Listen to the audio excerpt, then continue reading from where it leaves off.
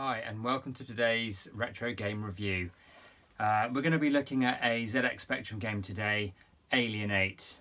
Now this is a lovely boxed edition, and you can see it comes with this original artwork. Just take a look at that.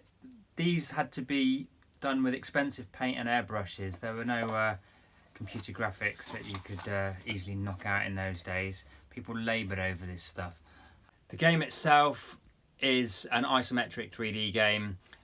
They pretty much came up with the style, or at least perfected the style early on. Ultimate later became Rare, who developed a lot of games for the consoles, including the Donkey Kong Country series on the Super Nintendo.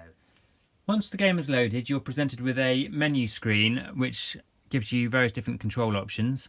Today I'm playing with a Kempston joystick, so I'm going to select that, and I'm also going to turn the directional control on because the default option is a rotate left, right, move forward system, which I find a little bit fiddly.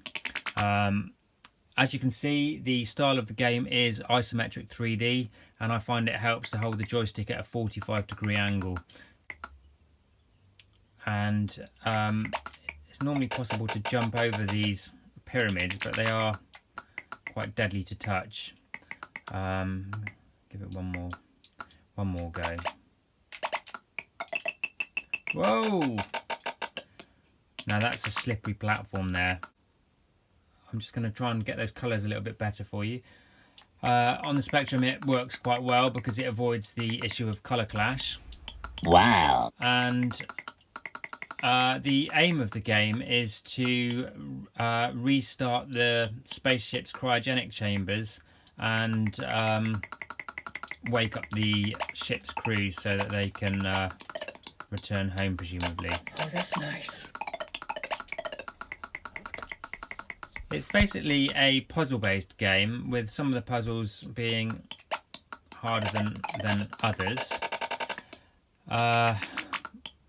If you find a room too hard, you can always go a different way through the maze, and which is quite nice. You don't have to attempt the harder screens normally if you don't want to. Graphics, I think, are great. I would give it 9 out of 10. It's very distinctive style, and considering it came out in 1985, I think they've crammed a lot out of the ZX Spectrum. Now I've already been that way. The sound is a bit basic. I would probably give it 5 out of 10.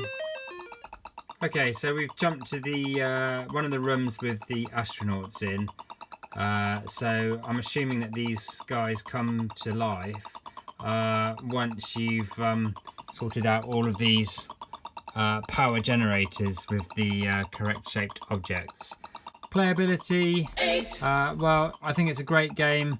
There's a lot of mileage in this game. You can play it for a long time, and there's a lot of challenges for the less experienced and the more experienced player alike.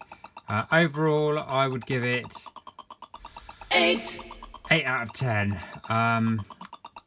But I think it's definitely a classic game, and one to check out. Thanks for watching. Very impressive.